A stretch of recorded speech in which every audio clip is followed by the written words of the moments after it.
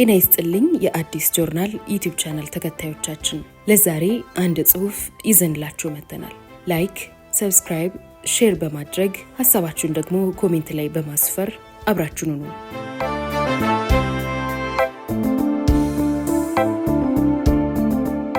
የደርግ ባለስልጣናት ባለም በቃኝ በሻለቃ ንጋቱ ቦጋለ። ትውልድ ያናወጠ ጦርነት ትዝታና ትውስታ ከሚለው የተወሰደ።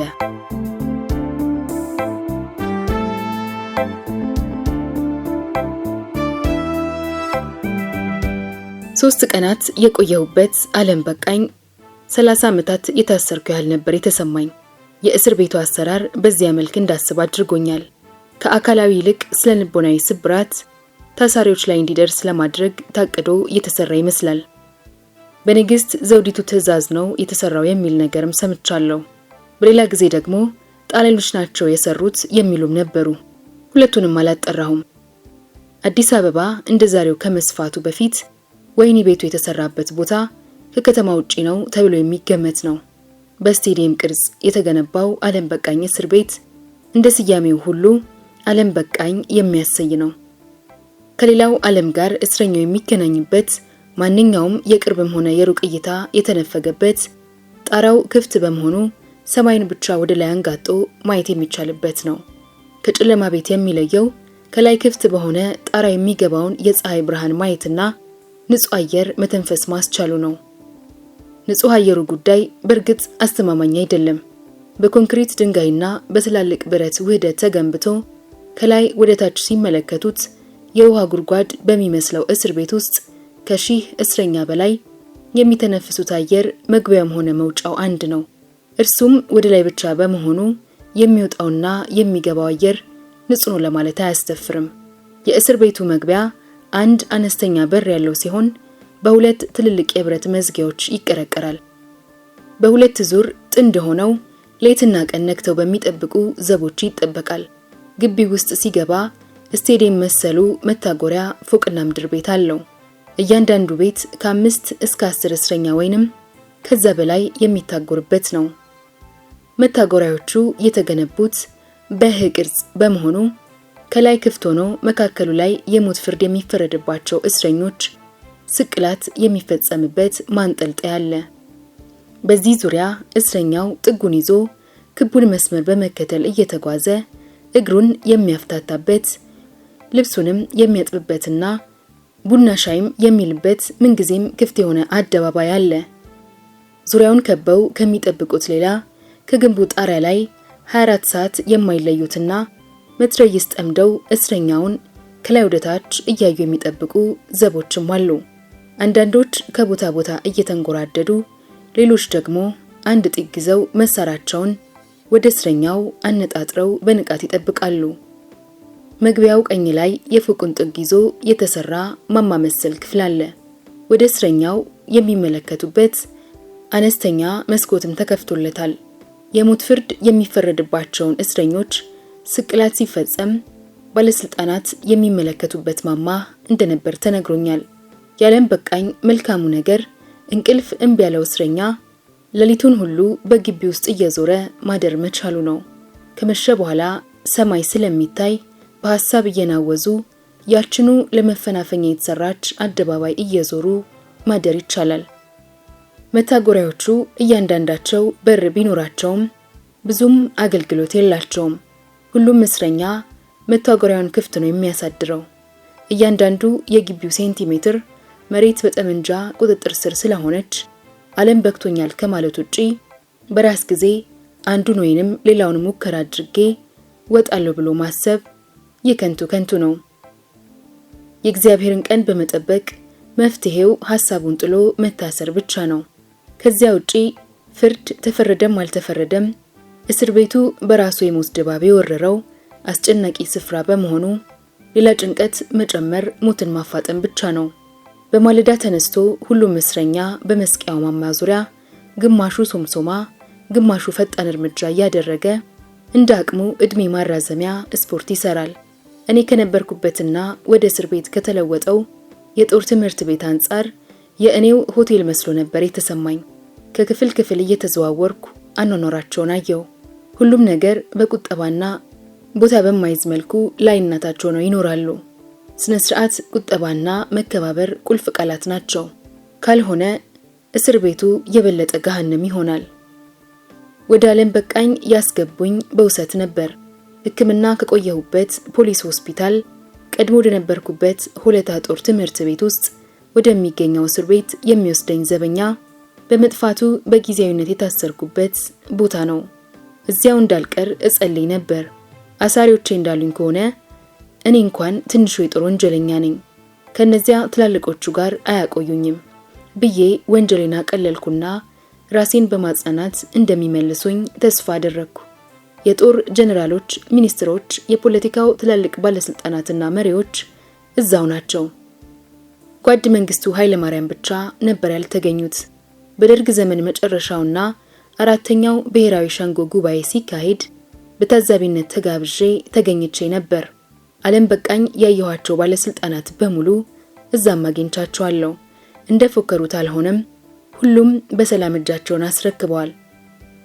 War does not determine who is right, only who is left ያለው ሩሴል የተባለው ፈላስፋ ነው። ምን ታይቶት እንዳለው ባላውቅም ባቀጣጠልነው ጦርነት የሞተው ሞቶ የቀረነው እዚያው ነበርን። ፈላስፋው ያለው ነገር አንዱ ይሄንን ይሆናል ብዬ ገመትኩ። ማን ትክክል ነበር የሚለውን ለታሪክ ትተን ከውጊያው በህይወት ማን እንደተረፈ አሳይቶናል። ሀብታሞች ጦርነትን ሲሰሩ ድሆች ይዋጉታል የተባለውም እውነት ነው። ለኛ ይሰራ እንደሆነ እርግጠኛ አይደለሁም። ሀብታም ነበርን እንዳልል አልነበርንም አይደለንምም። ነገር ግን ጦርነቱን ከፍተናል፣ መርተንማል። የሞተው ግን እንዲሞት ያዘዝነው ጦር ነው። የሞተበት ዓላማ ትልቅና ትክክል ነበር። የሞተበት ዓላማ ግቡን ያልመታበት ዋናው ምክንያት ዓለም በቃኝ በተሰባሰብነውና በሰላም እጃችንን በሰጠነው መሪዎች ድክመት ምክንያት ነው። ከሞት ተርፈናልና ቢያንስ ያንን ኃላፊነት መቀበል መቻል አለብኝ አልኩኝ ለራሴ። ዓለም በቃኝ ትልቁ ትዝታዬ ከቀድሞ ትላልቅ አለቆቼ ጋር ዘና ብዬ መጫወት መቻሌ ነው። ብዙዎቹ በሩቅ ርቀት ወይንም በቴሌቪዥን ብቻ ነው የማውቃቸው። አብዛኞቹ እኔን ሳይሆን የነበርኩበትን የጦር ክፍል አሳምረው ያውቃሉ። እስር ቤት ለመገናኘታቸው ውድቀት ምክንያት የመጨረሻው መጀመሪያው ነበርና ነው። የ604ኛ ኮር መደምሰስ ለዚህ ያበቃል ብለው ማናቸውም እንዳላሰቡ እርግጠኛ ነበርኩ። እንኳንስ ሲቪሎቹ ባለስልጣናት፣ ጦርነትን ይመሩ የነበሩት ጀነራሎችም ጭምር ለአንድም ቀን ትንቢቱ አልነበራቸውም። የኤርትራው ሻቢያ የነጻነት ቀን የተፋጠነውም በሽሬ ውድቀት ነው። እንዲሁም የደርግ መንግስት ስልጣነ ስርዓት ያበቃለትም የ6ኛ ኮር ከተደመሰሰ በኋላ ነው። ከዚያ በኋላ የተካሄዱት ውጊያዎች ሁሉ የመፈራገጥ ያህል የሚቆጠሩ ነበሩ። ለማንኛውም የጦር ኃይል ከታጠቀው መሳሪያና ወሰደው ስልጠና በላይ ወሳኝ የሆነው ሞራሉ ነው። በሁሉም ግንባር የነበረው ሰራዊት ኮሩ ላይ በደረሰው ሽንፈት ሞራሉ ተንኮታክቷል። ዋናው ግንባርና አብዛኛው የሰራዊቱ ኃይል የነበረው ኤርትራ ውስጥ ነው። ቢሆንም ከስትራቴጂ አንጻር ጠላት የዳሩን ሊያፈርስ የሚችለው መሃል ላይ በከፈተው ጦርነት ነውና ያ በመሳካቱ ሁሉም ነገር ቀላል ሆኖለታል። Pre-war education, reputation, influence and rank matter little when the enemy is gaining ground and very few know how to turn him back. The Savior Generals, page 4 by Victor Davis Hansen. ለአንድ ጊዜ ማለት አንድ ጊዜ ጠላት የበላይነት ከተቀዳጀ በኋላ ከጦርነት በፊት የነበሩ የትምህርት ዝግጅትና ብቃት፣ ዝናና ተጽዕኖ ፈጣሪነት ወይንም ማረግ የሚኖራቸው ፋይዳ በጣም አነስተኛ ነው። እንደዚህ ያሉ ክስተቶች ሲፈጠሩ ብቃት ያላቸው ጥቂት መሪዎች ብቻ ሁኔታዎች እንዴት ወደ ነበሩበት መመለስ እንደሚቻል ያውቃሉ ማለት ነው። ትርጉም የደራሲው በእኛ ሁኔታ ያንን ማድረግ የሚችሉ ሰዎች አልነበሩም። ማንነታችን ከምንም የማያድነን ሁኔታ ስለነበር ተቀብለነዋል። አብዛኞቹ መሪዎች ዓለም በቃኝ በመግባታቸው ተመስገን ይህንንስ ማናየው ጦር ሜዳ የቀረ ሞልቶ የለ እንዳሉ እርግጠኛ ነኝ። ተመስገን ባልንበት መታጎሪያ አለቆቼን ለገሰ አስፋውና ሜጀር ጀነራል ሙላቱ ነጋሽን አገኘው። ለገሰ አስፋው ብዙውን ጊዜ ብቻውን ግቢውን እንደሚጎራደዱ ነበር የተነገረኝ። ከማውቃቸው እስረኞች ጋር እየዞርኩ ፎቅ ላይ በነበረው መታጎሪያቸው ሆነው ይመለከቱኝ ነበርና ለአንዱ እስረኛ ነግረው አስጠሩኝ። በመጨረሻዎቹ የመንግስታቸው ውድቀት መቃረቢያ ላይ ጡረታ ተብለው ተገለው ነበር። ወያኔ በአሸናፊነት አዲስ አበባ ከመግባቱ በፊት ከሀገር ሊወጡ ሲሉ ተይዘው መመለሳቸው ይታወሳል። ባላገር መስለው ከአዲስ አበባ በድጋሚ ለመውጣት ሌላ ሙከራ ሲያደርጉ በወገን ጦር ተይዘው ለወያኔ ተሰጥተዋል። መጨረሻ ላይ ወህኒ በመውረዳቸው ምን ያህል ሞራላቸው ነክቶ እንደሆነና ምንስ ሲሰማቸው እንደነበር ለማወቅ ጓጉቼ ስለነበር ሄጄ አነጋገርኳቸው። አንተን ደግሞ ምን አድርግ ብለው ነው ያሰሩ? ኃላፊነቱን መውሰድ ያለብን እኛ ነን አሉ ገና ሰላምታ እንደተለዋወጥን። ኦሆ በጣም ጥሩ ነው ኃላፊነት ለመውሰድ መወሰናቸው፣ ሞራላቸው አልሞተም ማለት ነው አልኩኝ በልቤ። ስለ ጦርነቱ ምንም ማውራት አልፈለኩም። ጦርነቱ ከለገሰ አስፋው አቅም በላይ ነበርና በምንም ተአምር ውጊያውን ሊመሩ የሚችሉበት አቅሙም ዕውቀቱም አልነበራቸውም። ስለዚህ አንዱን ወይንም ሌላውን የታክቲክ ወይንም ስትራቴጂ ስህተት ለታሪክ እንኳን አንስቶ ማውራት የከንቱ ነበር። የኤርትራ መዘዝ በሚለው መጽሐፋቸው ኮሎኔል አምሳሉ ገብረዝጊ እንዲህ አሉ። የኛ አመራር ራሱ ችግር ነበረበት። ብዙዎቻችን ከዕውቀታችንና ከልምዳችን በላይ ኃላፊነት ተሰጥቶን አቅም አንሶን የተንገዳገድንበት ጊዜ ብዙ ነው።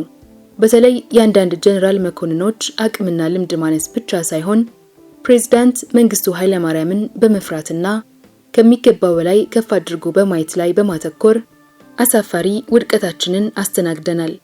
ገጽ 291። ከዚህ በላይ ማንነታችንን የሚገልጽ በቂ እይታ አይኖርም። ኮሎኔል አምሳሉ በሚገባ አስተውለዋል። ይህ ለሁላችንም የሚሰራ ቢሆንም ለጓድ ለገሰና ለጀነራል ሙላቱ ግን የሚገባቸው ስጦታ ይመስለኛል። ለዚህም ነው በግንኙነታችን ወቅት ስለማያውቁት ነገር ማንሳትና መውቀስ ያልፈለግኩት። ጓድ ለገሰም ይሁን ጀነራል ሙላቱን ባለም በቃኝ ባነጋገሯቸው ወቅት ያልኳቸው አንድ አይነት ነገር ነበር። መጨረሻችሁ እዚህ ሊሆን እንደሚችል ለአንድ አፍታ እንኳን አስባችሁት ቢሆን ኖሮ ጠንክራችሁ ትሰሩ ነበር የሚል ነው። ከዚያም በላይ ልናገር የምችለው ነገር ቢኖርም ፋይዳ አልነበረውም። ከጀነራል ሙላቱ ጋር ግን ጊዜ ወስደን ተነጋገርን። ገና እንዳገኘኋቸው የጠየቁኝ ጥያቄ ለገሰ ለምንድን ነው የጠራህ? ምንስ ጠየቀ? የሚል ነበር። በጥያቄያቸው ተገረምኩና በውስጤ ናጓቸው። አንድ ወቅት ላይ የጓድ ለገሰ ትዕዛዝ ነው እያሉ እንደ አምላክ የሚያመልኩትን ሰው እንደ ጭራቅ ስለው እዛው እስር ቤት ውስጥ እየተፏኮቱ ይኖሩ እንደነበር እስረኞች ነግረውኛል። በተለይ የሃውዜን ጭፍጨፋ ተብሎ ይነገር የነበረው ሁኔታ ያሳሰባቸው ሁለቱም ባለስልጣናት እኔ አይደለሁም አንተ ነህ በመባባል አንዱ ሌላውን የወነጀል እንደነበርና በመጨረሻም እንደማይነጋገሩ አረጋግጫለሁ። የ604ኛ ኮር ከተደመሰሰ በኋላ ጀነራል ሙላቱና የወቅቱ ፖለቲካ ተወካይ የነበረው ሌተናንት ኮሎኔል ደነቀው አበበ ተጠያቂ ናቸው ተብለው ሚሊተሪ ፖሊስ ተወርውረው ነበር። ለገሰ አስፋው ግን ጠያቂ አልነበረም። በዚሁ ምክንያት ሌሎቹን ያሳሰሩት ራሳቸው ለገሰ አስፋው ሊሆኑ እንደሚችሉም ተነግሯል። በታሪክ አጋጣሚ የሆነውም ሁለቱም ከፍተኛ ባለስልጣናት የታሰሩት በሽሬ ውድቀት ምክንያት ሳይሆን የተሸነፉበትን ጦርነት በማቀጣጠላቸውና በመምራታቸው ተጠያቂ ሆነው አንድ ላይ እስር ቤት ነበሩ። እውነተኛ ማንነታቸውን አውጥተው እንዲነጋገሩ እስር ቤቱ እድሉን ከፍቶላቸዋል።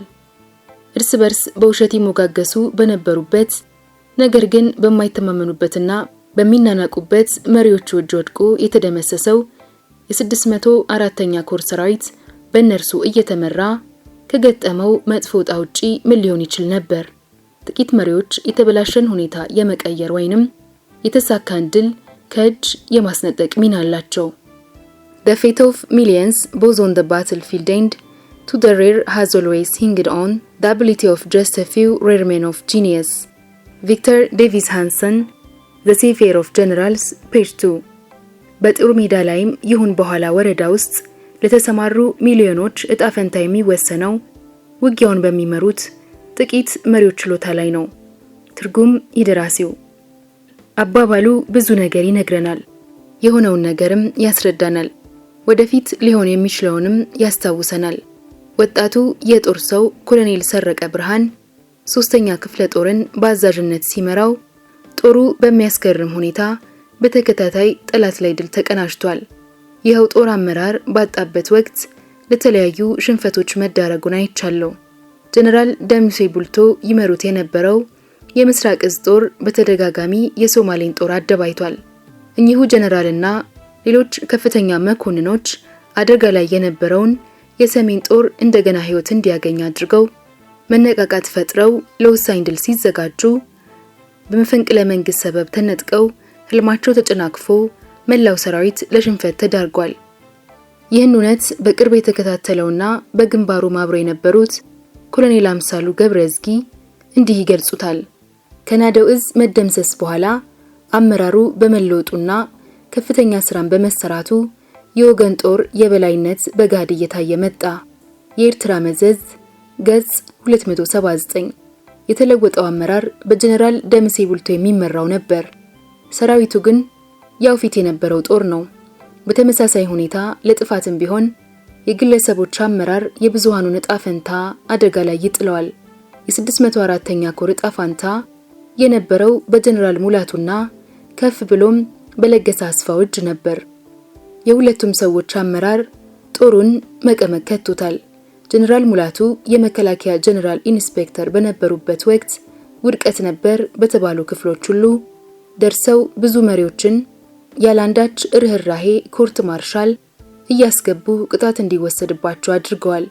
በቀይ ኮከብ ሁለገብ አብዮታዊ ዘመቻ ወቅትም በጀነራል ቁምላቸው ደጀኔ የሚመራው መንጥር እዝ በሻቢያ ሲደመሰስ የመጀመሪያው አጣሪ የነበሩትና ውሳኔ ያሰጡት እርሳቸው ናቸው። ሜጀር ጀነራል መርዳሳ ሌሊሳ ይህንን በተመለከተ የኢትዮጵያዊነቴ ትውስታ በሚለው መጽሐፋቸው ላይ እንደሚከተለው ይገልጹታል። በእውነትም ጀነራል ኢንስፔክተር የነበሩት ሜጀር ጀነራል ሙላቱ ነጋሽ ቀደም ሲል በምስራቅ እዝ አዛዥ በነበሩበት ወቅት ወሳኝ የዘመቻ መኮንናቸው የነበረውን የጦር አዛዥ ለማስመታት ያቀረቡት የውሳኔ ሐሳብ ከአመዛዛኝ አእምሮ ካልጎደፈ ህሊና የመነጨ ነበር ለማለት ያስቸግራል። የኢትዮጵያዊነቴ ትዝታ ገጽ 213። ለሁላችንም እጅግ አሳዛኝ ዜና የነበረው የኮሎኔል ውብሸት ማሞ በጦሩ ፊት እንዲረሸን መደረጉ ነበር። በምስራቅ እዝ በነበርኩበት ወቅት በግል የማውቃቸው ኮሎኔል ውብሸት ማሞ በቅርብ አለቃቸው በነበሩት ጀነራል ሙላቱ የውሳኔ ሐሳብ መረሸናቸው እንቆቅልሽ ነበር። ጀነራል ሙላቱ የሶስተኛው አብዮታዊ ሰራዊት አዛዥ ሆነው 604ኛ ኮር የመጨረሻውን የሞት ሽረት ውጊያ ሲያካሂድ ስታፎቻቸውን ሁሉ ጥለው በሄሊኮፕተር በመውጣት ራሳቸውን አድነዋል። ኮሎኔል ውብሸት ግን ጦራቸውን ጥለው አልሸሹም። የሚቻላቸውን ሁሉ በማድረግ በጠላት ተጽዕኖ ምክንያት የቀረውን ጦራቸውን ይዘው ለማፈግፈግ ተገደዋል። ታሪክ እዚህ ላይ ነው ፍርድ የሚሰጠው። ፍርዱ የእርስ ወይንም የሞት ቅጣት አይደለም። ለሀገሩ አንድነት ሲዋደቅ በነበረው ሰራዊት ውስጥ ማን ምን ሰራ፣ ለምንና እንዴት የሚለው ከትውልድ ወደ ትውልድ የሚተላለፍ የተጠያቂነት ፍርድ ነው። የሀገራችንን አንድነት አስከብረው ያለፉት ታላላቆቹ አባቶቻችን፣ አያቶቻችን ይፈሩት የነበረው ይህንን አይነቱ ፍርድ ነበር። ጀነራል ሙላቱ ነጋሽ ዛሬ በህይወት የሉም። ያንንም እያወቅን ነው ስማቸውን የምናነሳው። የታሪክ ፍርድ ቆመንም ሆነ ሞተን የሚተውን ስላልሆነ ነው። መጨነቅ ለዚህ አይነቱ ፍርድ ይመስለኛል። ጀነራል ሙላቱ ምንም ነገር እንዳልተፈጸመ በመቁጠር ሁሉን አቅልሎ የማየት ችሎታ ነበራቸው። ጌታዬ ለምን ይመስሉታል የተሸነፍ ነው አልኳቸው። ለገሰ እየመራን ምን ተጠብቅ ነበር አሉኝ። ለምን ያን ያልተቃወሙም ብዬ ለመናገር አሰብኩና እስር ቤት ስለተገናኘን ንቆኝ ነው ይሉኛል የሚል ስሜት ስላደረብኝ ካፌ ላይ መለስኩት። አይ ሆፕ ስለ ሀውዜን የምታውቀው ነገር አይኖርም አሉኝ። እኔ እንደማንኛውም የ604ኛ ኮር አባላት ስለ ክላካ ውጊያ ላይ ሆነን እርሶና ለገሰ አስፋው መተው ከአንድ ሻለቃ በላይ የወያኔ ጦር ሀውዜን ላይ ደምስሰናል። የቀረውንና ተስፋ የቆረጠውን ወያኔ እናንተ ጨርሱት ስትሉን የሰማሁት አልኳቸው። ፊታቸው ሲኮሳተር አየሁና ጌታዬ ባለፈ ነገር ላይ ይህ ቢሆን ወይንም ያ ቢሆን ማለት ወይንም እከለ ያንን አደረገ ይህንን አደረኩ መባባል ምንም ፋይዳ የለውም። ሁላችንም መስራት የሚገባንን አልሰራንም። እዚህ በመሆናችን ልናዝን አይገባም።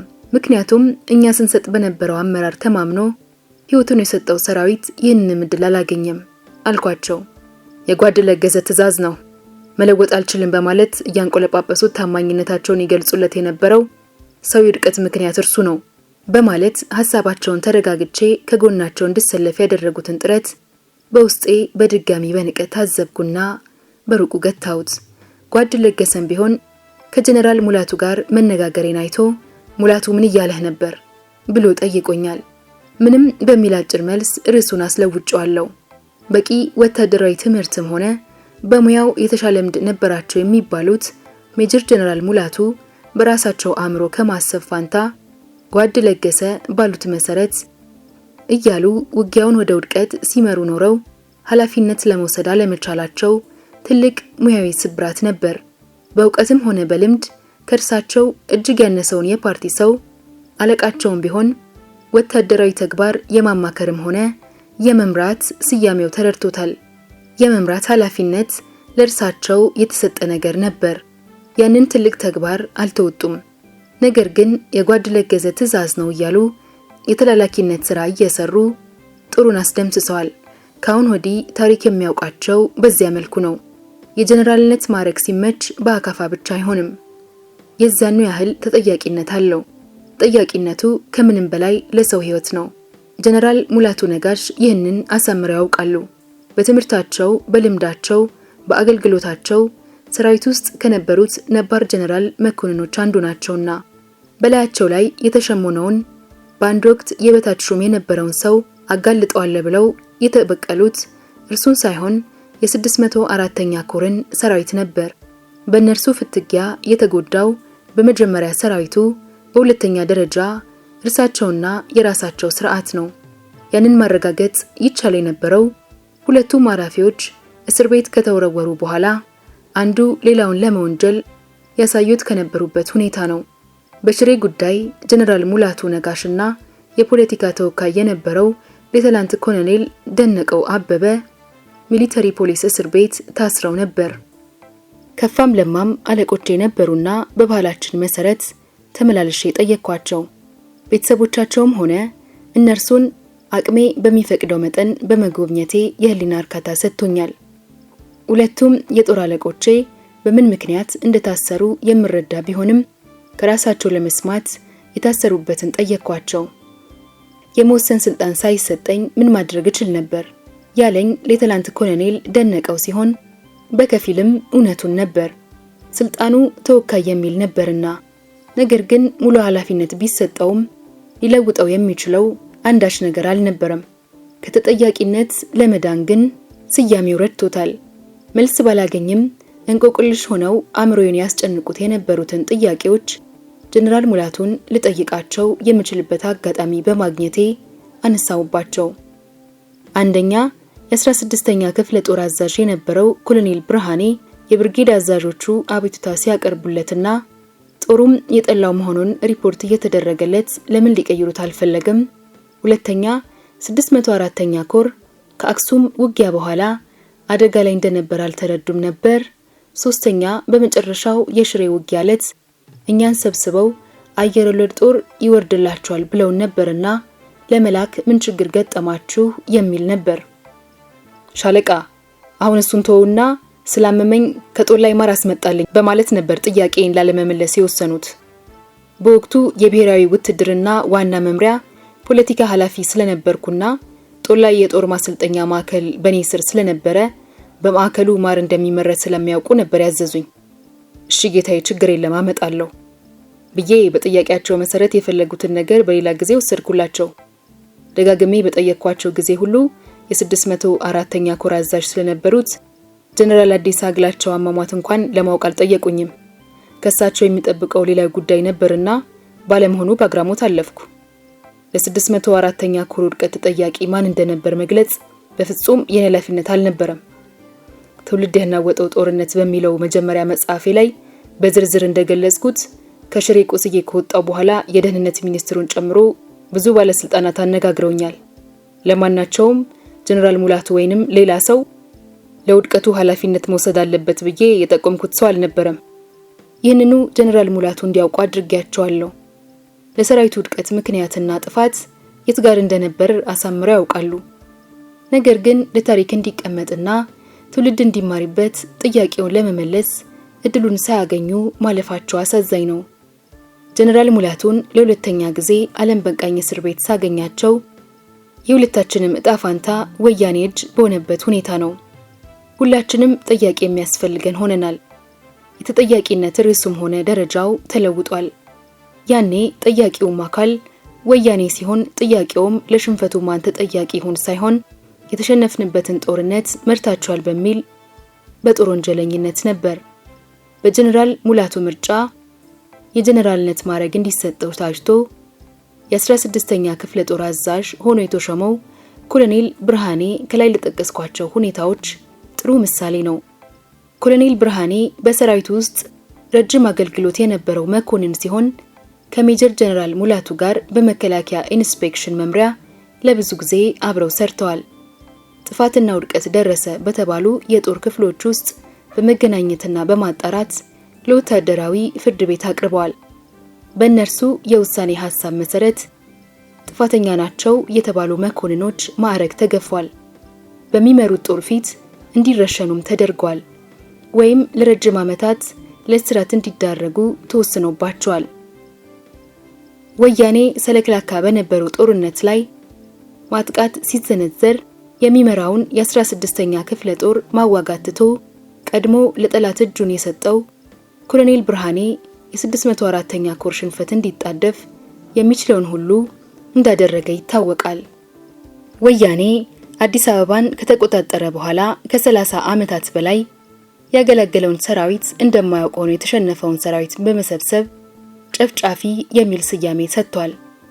ገና ከጠዋቱ አያያዙን በማየት ጀነራል ሙላቱ ከኃላፊነቱ እንዲያነሱትም ሆነ ሌሎች መኮንኖች ሲጠይቁት አንተ ከመወለድ በፊት መኮንኑን አውቀዋለሁ በማለት ያሞካሹት ኮሎኔል ብርሃኔ ጀነራል ሙላቱን ጨምሮ ሰራዊቱን ጨፍጫፊ በማለት የወያኔን ክስ አድምቆለታል። የጠያቂና የተጠያቂ ቦታ በመለዋወጡ ካልሆነ በስተቀር ሜጀር ጀነራል ሙላቱና ኮሎኔል ብርሃኔ ለሽሬ ውድቀት የመጀመሪያዎቹ ተጠያቂ እንደሚሆኑ ጥርጥር አልነበረውም። ጀነራል ሙላቱ ላሳዩት የአመራር ጉድለት፣ ሌላኛው መኮንን ደግሞ ጦሩን ሜዳ ላይ በትኖ ለፈጸመው ክህደት። ነገር ግን በህይወት ኖሩም አልኖሩ በታሪክ ፊት ተገቢ ቦታ ይኖራቸዋል። ማንኛውም መለዮ ያጠለቀ ወታደር በትንሹ ሊረዳ የሚችለው ነገር ቢኖር በጠላት እቅድ ውስጥ ሆኖ መዋጋት ለሽንፈት እንጂ ለድል እንደማያበቃ ነው። ከጻዳ ምድሪ ውጊያ በኋላ 604ኛ ኮር የተዋጋው ወገን ጠላት ባዘጋጀለት ስልትና የውጊያ ወረዳ ነበር።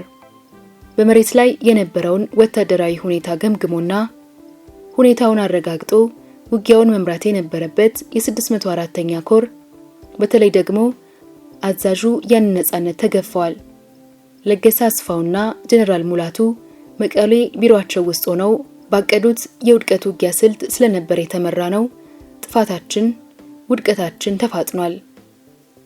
በጠላት እቅድ ውስጥ ሆኖ መዋጋትና አለመዋጋት ውጤቱ ምን ሊሆን እንደሚችል ማወቅ የወታደራዊ ስልት ሀሁ ነው።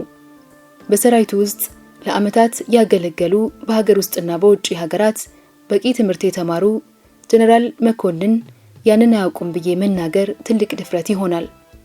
ጀነራል መኮንኑ ጠላቶቼ ለሚሏቸውና በፖለቲካ ስልጣን ምክንያት የማይገባቸው ቦታ ተሰጥቷቸው አለቃ ለሆኑባቸው ሰዎችን ለማዋረድ የሰራዊቱ ሽንፈት አስፈላጊ ነበር።